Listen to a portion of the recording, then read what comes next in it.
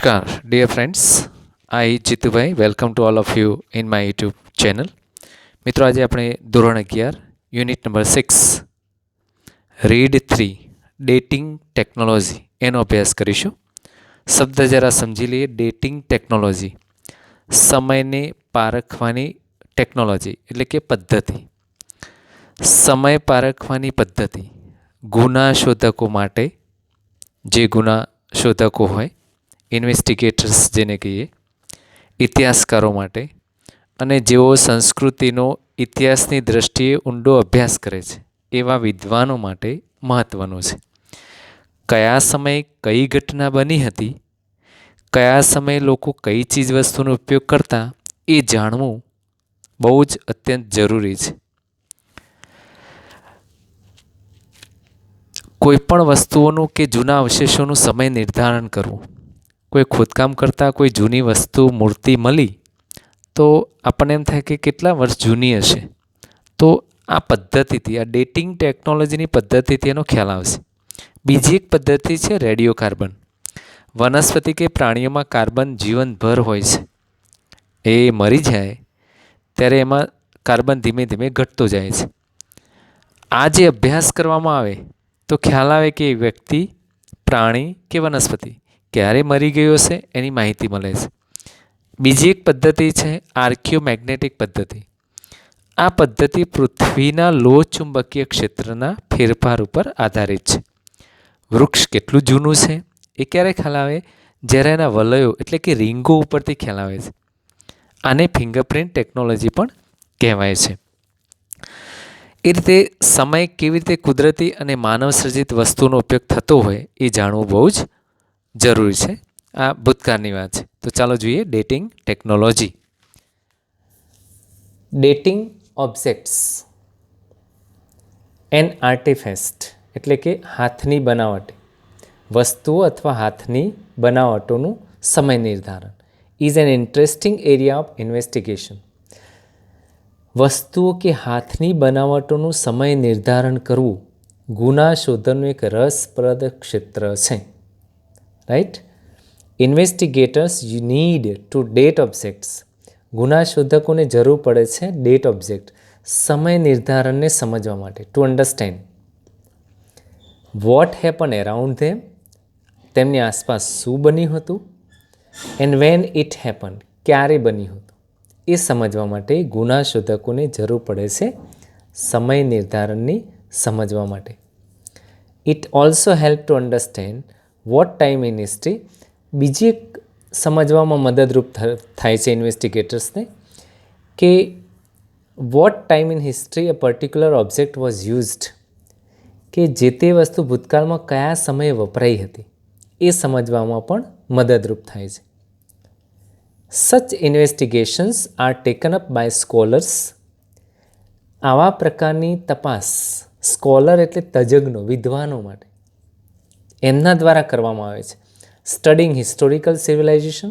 આપણી જો જૂની ઐતિહાસિક સંસ્કૃતિ છે, પુરાણા મંદિરો હોય, સંસ્કૃતિ છે, પથ્થરો હોય, રોક્સ, એન્શિયન્ટ કલ્ચર, પ્રાચીન સંસ્કૃતિ હોય, ક્રાઇમ ઇન્વેસ્ટિગેટર્સ, ગુના શોધકો હોય વગેરે, આ બધા માટે આવા પ્રકારની તપાસ વિદ્વાનો દ્વારા કરવામાં આવે છે.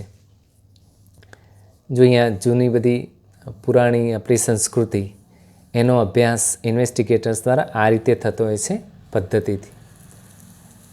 આગળ જઈએ. Several techniques are used.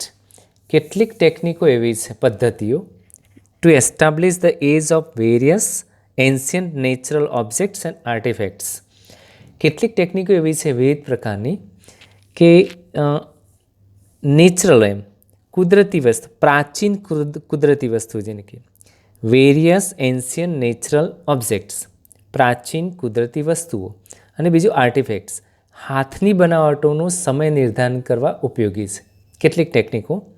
Various method are base on radioactivity. વિવિધ પદ્ધતિઓ કિરણોત્સર્ગ પર આધારિત છે. અહીંયા જુઓ તો રેડિયો એક્ટિવિટી દેખાય છે. રેડિયો એક્ટિવિટીમાં શું, કેટલાક તત્વો હવામાં બહાર ભરતા હોય છે ચોક્કસ પ્રક્રિયામાં.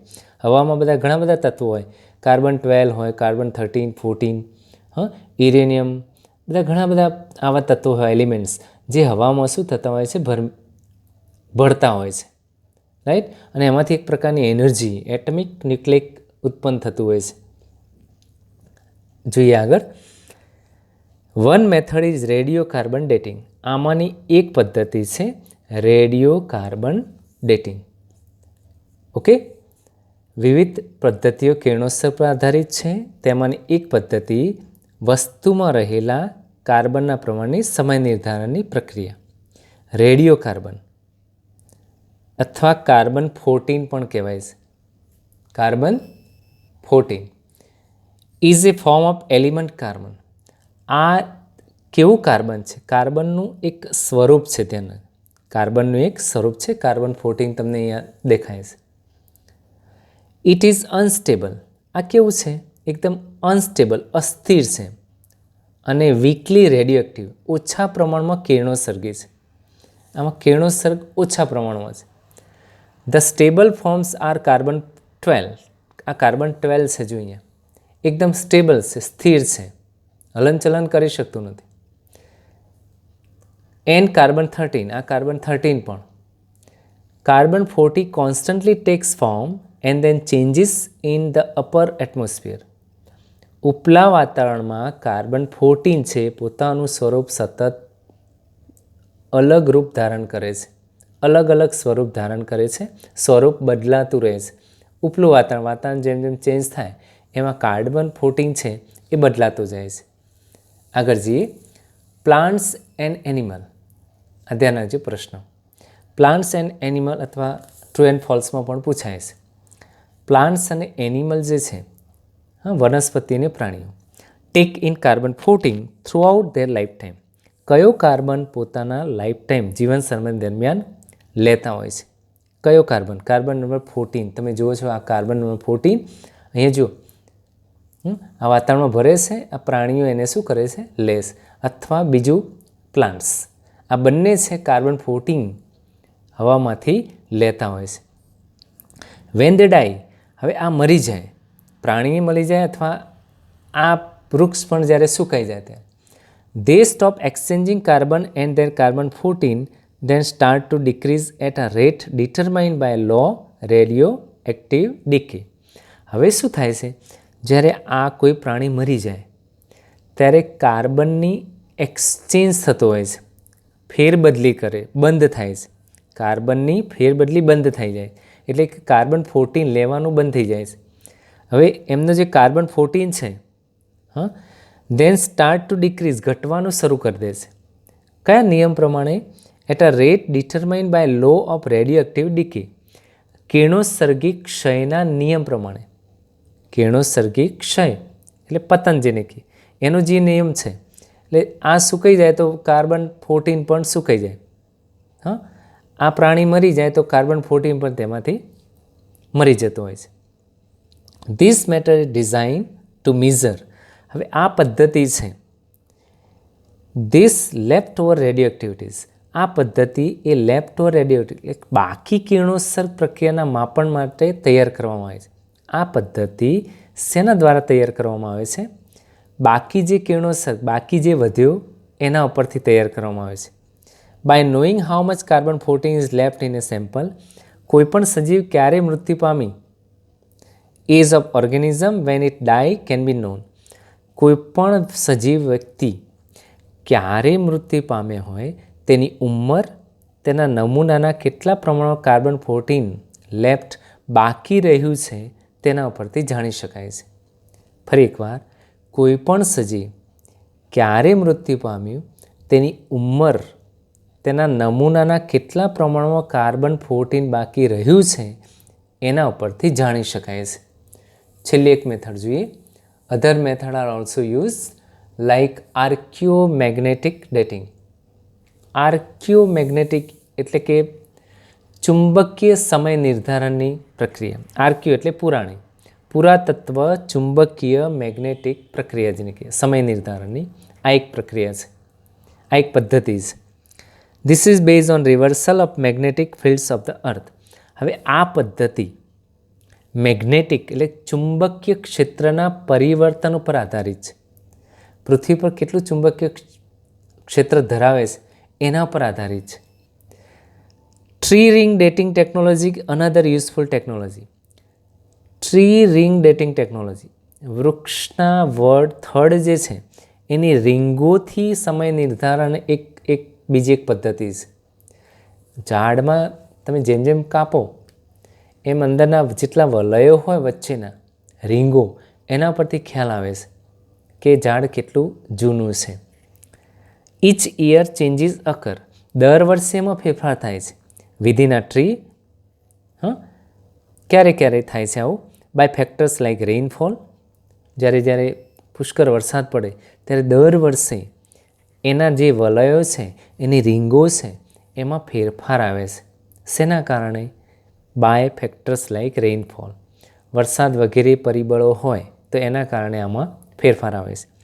ધીસ ચેન્જીસ, અને આ જે ચેન્જીસ છે, આ ફેરફારો છે, can be scene in form of ring patterns within the tree trunks. વૃક્ષના થડમાં રહેલા રિંગ પેટર્ન્સ, વલયોના ભાતથી, પેટર્ન્સ એટલે ભાતથી તમે એને જોઈ શકો છો.